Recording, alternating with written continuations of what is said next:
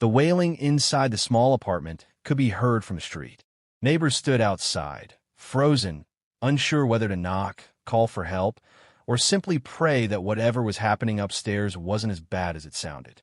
But it was far worse. When paramedics pushed open the door, the first thing they saw was a mother, frail, gasping, collapsed on the floor beside an overturned oxygen machine. Medicine bottles were scattered everywhere, some empty, some broken. And standing above her, trembling, was her son, his hands clutching a half-open envelope stuffed with cash. It was the same envelope that was supposed to pay for her emergency treatment that morning. "Where's the rest of the money?" an EMT demanded. The boy didn't answer. He couldn't. His whole body was shaking, as if even breathing had become dangerous. The mother tried to speak, her voice barely a whisper, her eyes filled with fear and betrayal. She lifted a trembling hand toward him. Whether to reach for her child or to accuse him, no one ever agreed on. Within minutes, the room filled with police officers, medics, and neighbors pushing against the doorway. Everyone saw the same scene: a dying mother, a missing medical payment, and a trembling son standing in the middle of it all. No one knew what happened, but every pair of eyes landed on him. "Tell us what you did," an officer said, stepping closer. The boy's breathing quickened. Sweat dripped down his face. He tried to speak, but the words wouldn't form.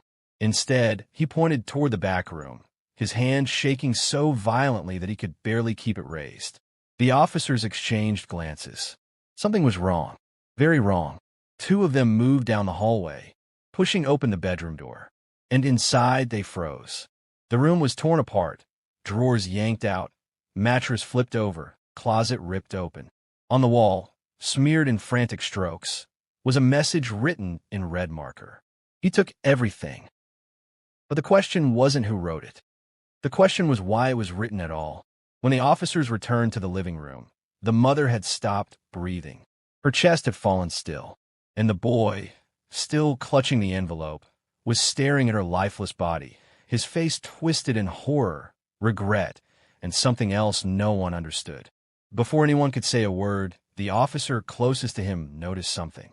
The envelope wasn't full. In fact, it was nearly empty. Only a few wrinkled bills remained. "Where's the rest of the money?" he asked again, louder this time. The boy finally looked up, eyes filled with a mixture of fear and a secret he had tried desperately to hide. I didn't mean to," he whispered.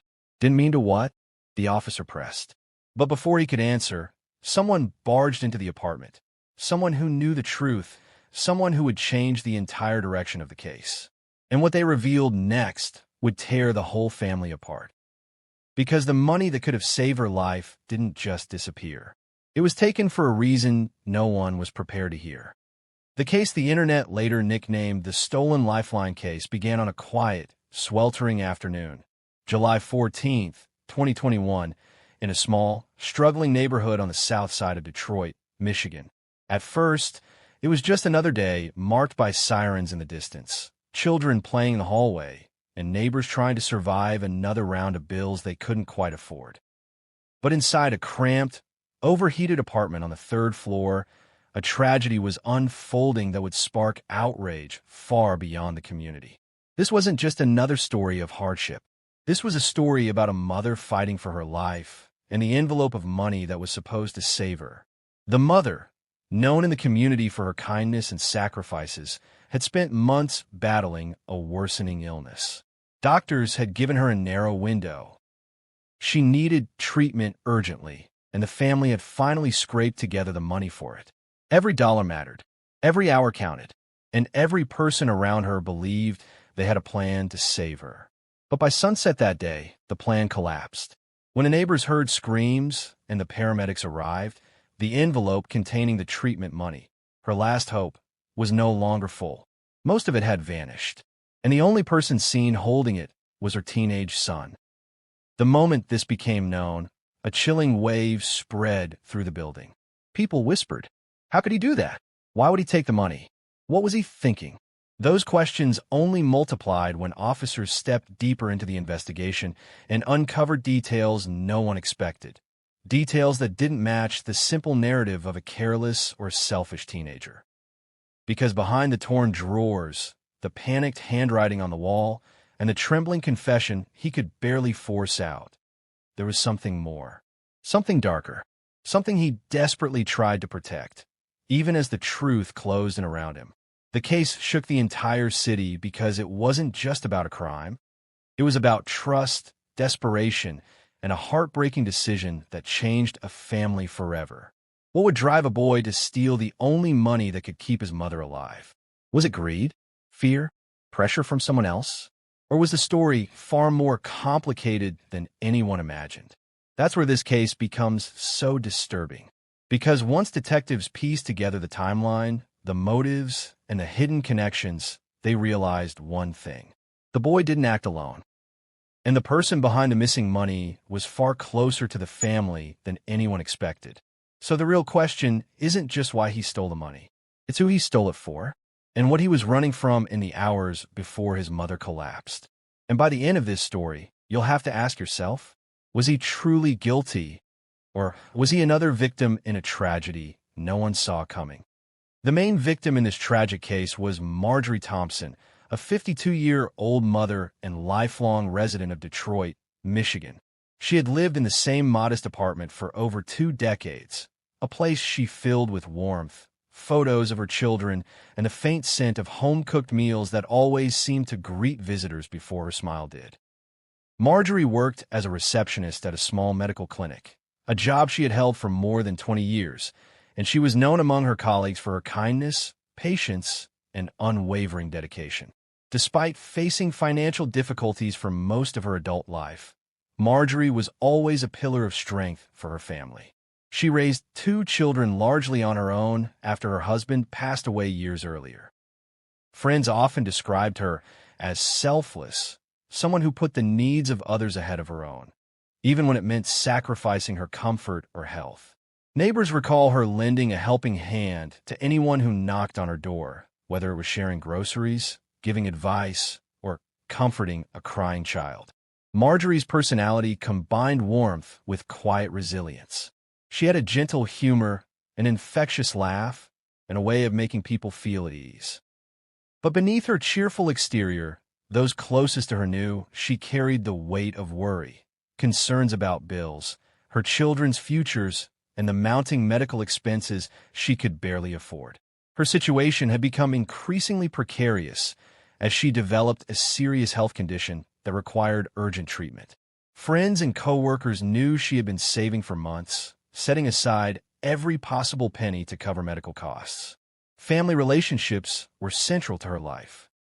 Her son, Michael, was 19 at the time of the incident, a young man she had tried to guide carefully through life. She doted on him, but like many parents, she worried about whether he would make the right decisions when left alone. Her relationship with her daughter, who lived out of state, was close but distant in daily life, leaving Marjorie primarily reliant on Michael for daily companionship and support. Neighbors often remarked on how lovingly she spoke about her children, but also how she sometimes fretted about their choices. Friends described Marjorie as the kind of person who would give the shirt off her back, but also someone who carried too much on her shoulders. They noticed signs of worry in her in the months leading up to the tragedy.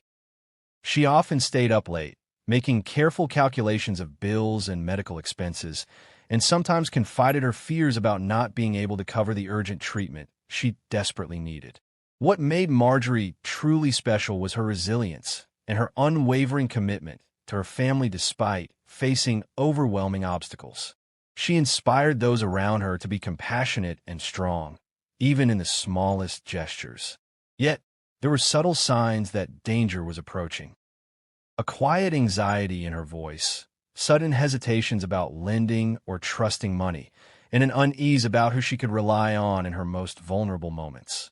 And as the days leading up to the fateful incident unfolded, those who knew her began to sense that something was amiss, though none could have predicted the heartbreak that was about to strike.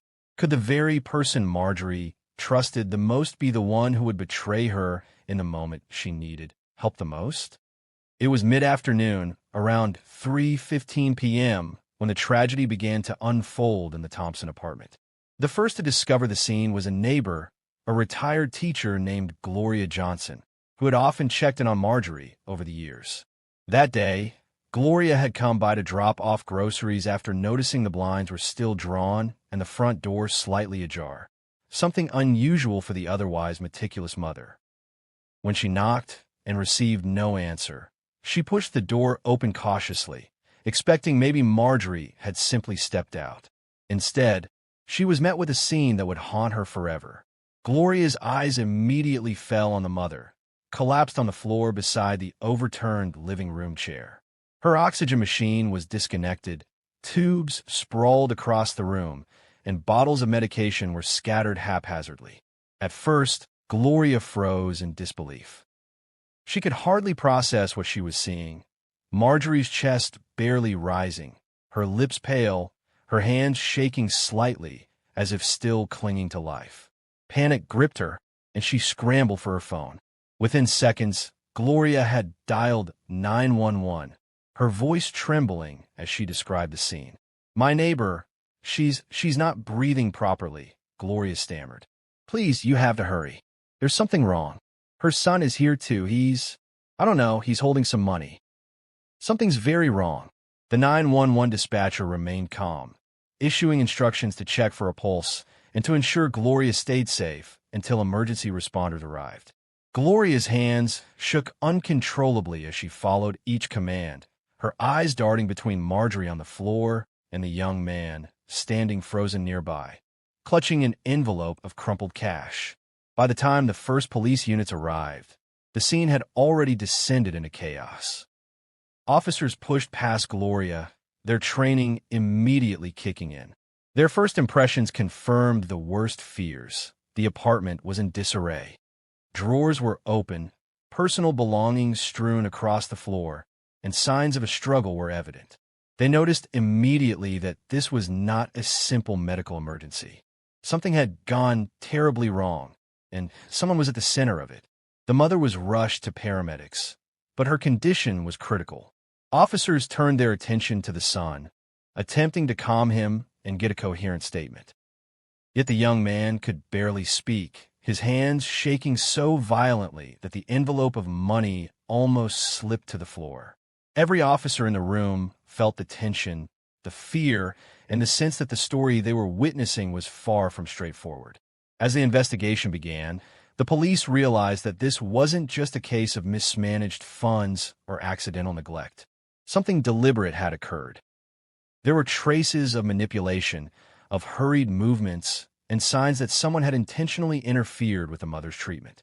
But what truly caught the attention of the first officers, and would later become the focal point of the investigation, was an unusual message scribbled hastily on the wall in red ink, partially smeared and barely legible. It was cryptic, alarming, and suggested a motive far more complex than anyone initially imagined. The officers stared at the message, trying to decipher it, and at that moment, one thought ran through everyone's mind. What they had stumbled upon in that apartment was only the beginning of a story far darker than it appeared. The message hinted at secrets no one could have predicted, secrets that would soon reveal a shocking betrayal within the very family trying to save itself. The moment the police secured the apartment, the real work began. Detectives combed through the scene, noting every detail: the scattered medicine bottles, the crumpled envelope, the overturned chair, and the mysterious red writing smeared across the wall. It was clear immediately that this case would not be straightforward. Officers began interviewing neighbors, friends, and family members, trying to piece together what had happened in the critical hours leading up to the incident.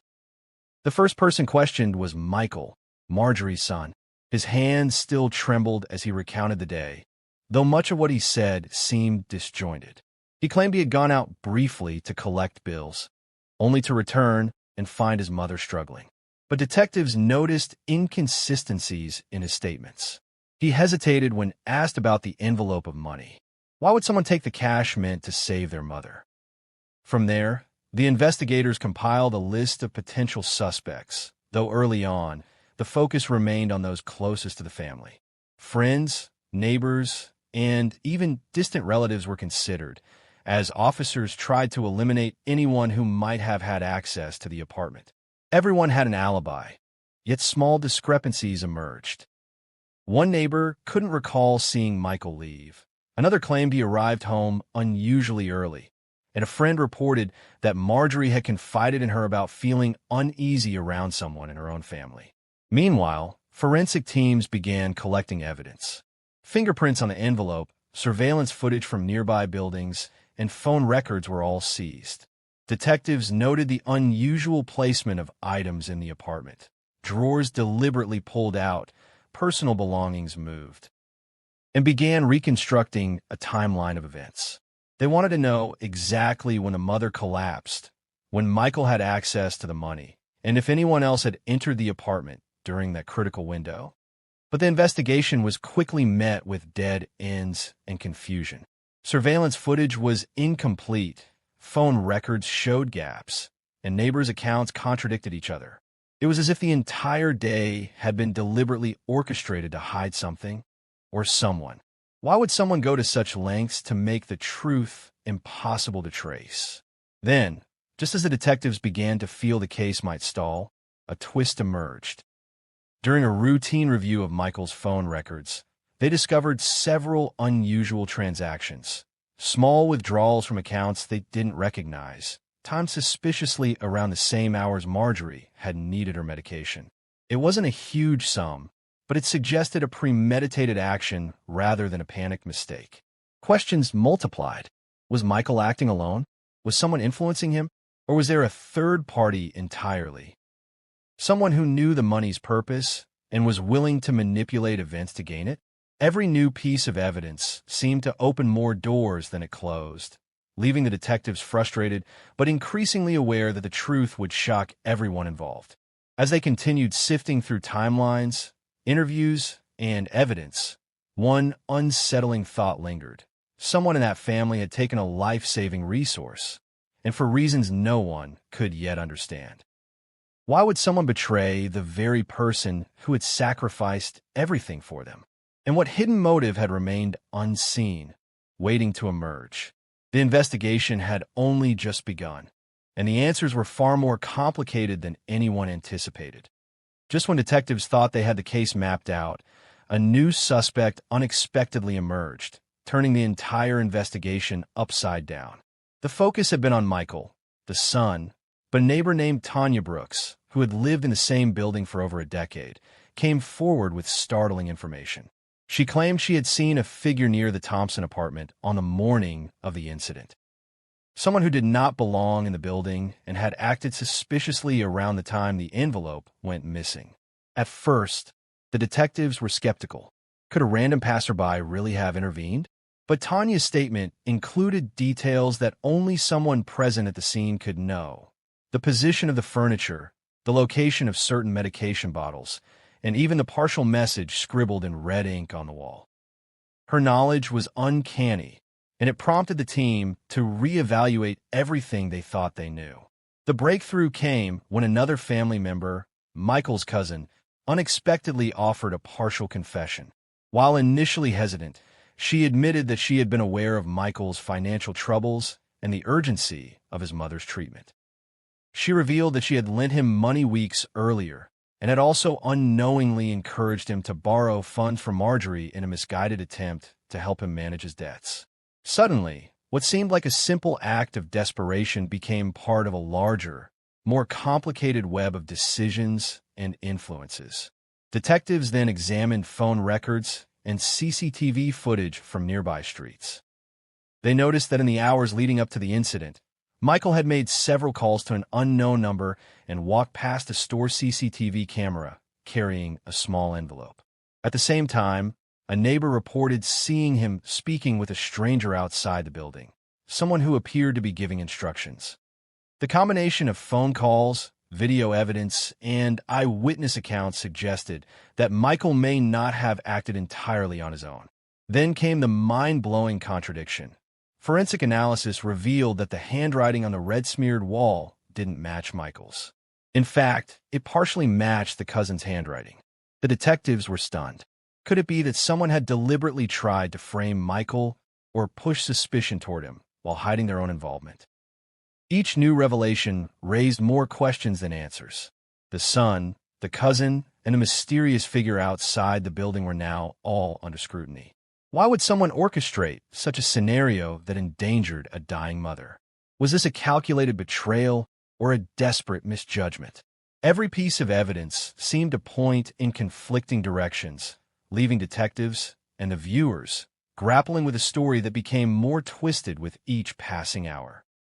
The tension reached its peak when investigators discovered another critical clue hidden in a small, locked drawer in the apartment, a note detailing a secret transaction involving the missing money. It suggested premeditation and coordination that no one had anticipated. The implications were staggering. The theft was no longer a single act of desperation. It was part of a plan that involved multiple people and hidden motives. By the end of this twist, it was clear the case had grown far more complex than anyone imagined. The initial narrative of a son acting recklessly had been shattered. The real story behind the missing money, the mother's condition, and the betrayal waiting to be revealed promised to shock the city and everyone who thought they understood what had happened. Who could have manipulated the events from behind the scenes? And what secret had Michael been hiding all along? The investigation was about to reveal a truth that no one saw coming. After weeks of painstaking investigation, police finally closed in on the key suspect. Evidence had mounted. The phone records, CCTV footage, eyewitness accounts, and forensic analysis all pointed to Michael's cousin, the relative who had initially tried to downplay her involvement. Detectives tracked her to a nearby apartment, where she was quietly going about her day, unaware that law enforcement had pieced together the puzzle. When officers arrived, they found her attempting to destroy documents that could have linked her to the missing funds. She was immediately taken into custody. The interrogation room was tense. Michael's cousin sat across from two detectives, her hands fidgeting as she tried to maintain composure. For hours, officers pressed for answers. The questioning was methodical, relentless. "Why did you do it?" they asked. "Why risk a life-saving treatment for a woman you claim to care about?" At first, she denied everything, claiming she had only advised Michael out of concern. But as evidence was laid bare, phone records, bank transfers, and the red ink note from the apartment, her calm demeanor began to crumble. Tears streaked her face as she admitted, "I never thought it would go this far. I just wanted him to be okay." The trial that followed gripped the community. In a packed courtroom, jurors listened as prosecutors detailed the events of that fateful day. Photos of the apartment, the scattered medication, and the partial note in red ink were presented as evidence. Witnesses, including neighbors and family friends, recounted their firsthand experiences. Gloria Johnson, the neighbor who first discovered the scene, described her shock of finding Marjorie collapsed and the son clutching the envelope. Her voice trembled as she recounted the panic and fear in the apartment. Perhaps the most emotional moments came from Marjorie's daughter, who flew in from out of state.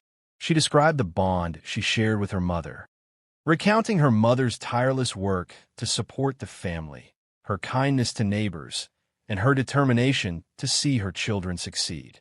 The courtroom was silent as she fought to hold back tears, saying, "She gave everything for us, and in the end, we couldn't protect her from betrayal." Shocking statements during the trial revealed the extent of the planning behind the missing money. It wasn't just Michael's cousin influencing him. Text messages and phone calls indicated that multiple family members were aware of the borrowing scheme, though few admitted their roles. The prosecution argued that these actions went far beyond desperation. They were deliberate and reckless, directly contributing to Marjorie's declining condition. After hours of testimony, cross-examinations, and emotional statements, the jury deliberated. Finally, the verdict was read: guilty on charges of theft, neglect, and contributing to endangerment. Sentencing followed soon after, with the cousin receiving a significant prison term. The judge emphasized the betrayal of trust and the devastating consequences for the family. Public reaction was intense. Social media buzzed with outrage and disbelief. Some sympathized with the desperation that might have motivated the cousin, while others were horrified at the thought that a life-saving resource could be stolen from a dying mother. Neighborhoods that had known Marjorie expressed sorrow, lighting candles in her memory, while commentators debated the ethics, motives, and immoral questions surrounding family loyalty and betrayal. By the end of the trial, the case had left a mark on everyone involved. It wasn't just a story about stolen money. It was about trust, desperation, and the devastating impact of betrayal within a family. But as the courtroom emptied and the cousin was led away, one question lingered. Could the family ever truly recover from what had been taken? And who else might have been involved in orchestrating this heartbreaking? The aftermath of Marjorie Thompson's tragic death rippled far beyond the walls of her small apartment. Her family was left shattered, grappling not only with the loss of a beloved mother, but with the betrayal that had contributed directly to her demise. Michael, the son, struggled with a mix of grief and guilt, questioning every decision he had made in the days leading up to the incident. Friends and neighbors watched helplessly as he tried to reconcile the love he felt for his mother with the anger and confusion over the events that unfolded. Every family gathering became a reminder of what had been lost and what trust had been broken. The wider community in Detroit was equally affected. Neighbors expressed shock and disbelief that such a betrayal could occur within a family. Local forums and social media lit up with discussions about the case, prompting broader conversations about family responsibility, trust, and financial ethics.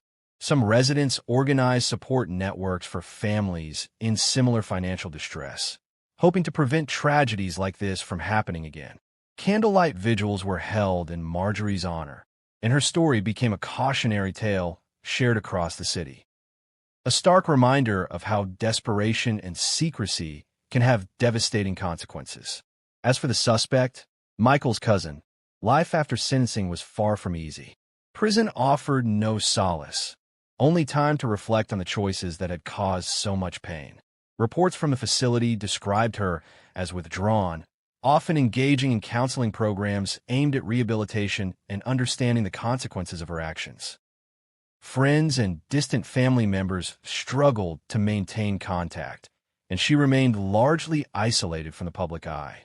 The experience, however, forced a reckoning, not just with the law, but with her own conscience, as she had to confront the reality of the suffering she had caused.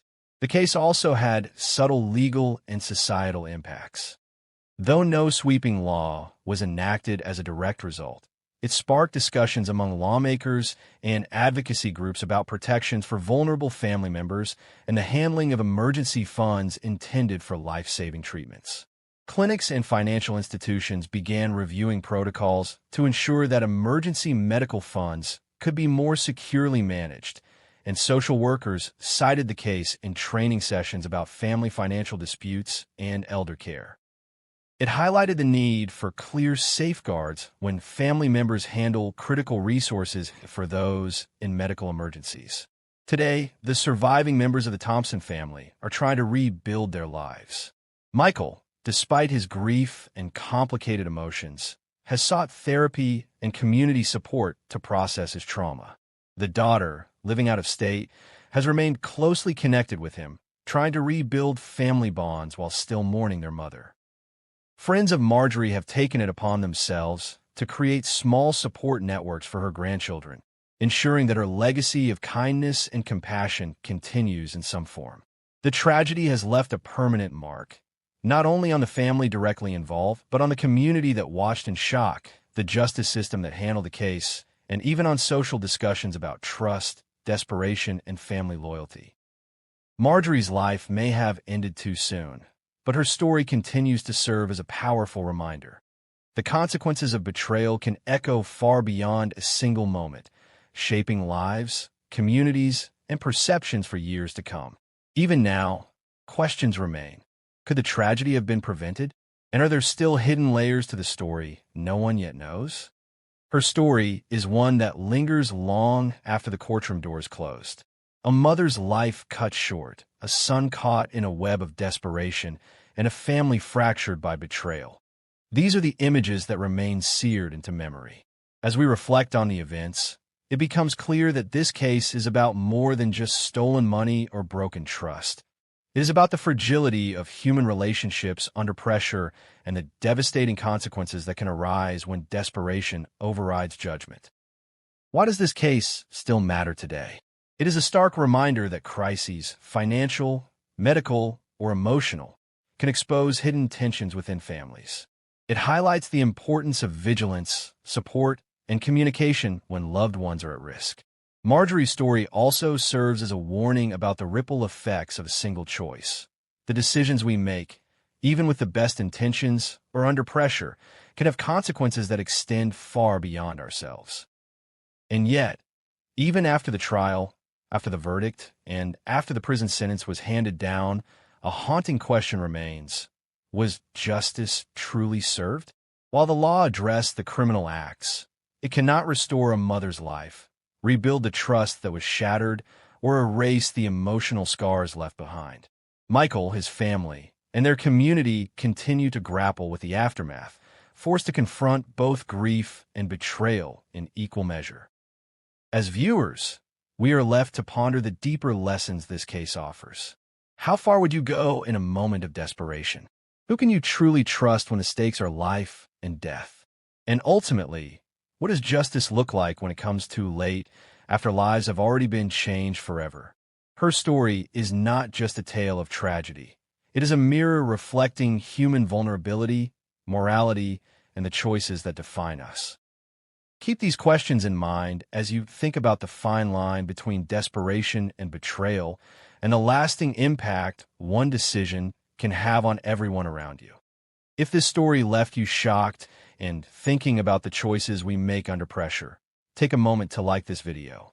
Every thumbs up helps support the channel and ensures more chilling, real-life cases like Marjorie Thompson's reach viewers who are just as fascinated by the dark side of human behavior as you are. We want to hear from you. Drop a comment below with your theories. Who do you think was truly responsible? Could this tragedy have been prevented? Did Michael act alone? Or was there a deeper web of betrayal we haven't yet uncovered? Share your thoughts. Your ideas could spark the next great discussion among our True Crime Diaries Vault community. If you haven't already, subscribe to the channel and hit the notification bell so you never miss a case. From shocking betrayals to mysteries that defy belief, our channel brings you the stories that keep you on the edge of your seat. By subscribing, you become part of our community. People who love unraveling the most twisted, disturbing, and thought-provoking true crime cases from around the world. And here's a little teaser for our next upload. It's a case so shocking, so twisted, that even experienced detectives struggled to sleep for days trying to understand what really happened. You won't want to miss it. Your support keeps these stories alive, and it's what allows us to continue digging into the cases that the public can't stop talking about. So like, comment, and subscribe help us uncover the truth, one chilling story at a time. Stay tuned for the next story. It promises more shocking revelations, mind-bending twists, and mysteries that will haunt you long after the video ends.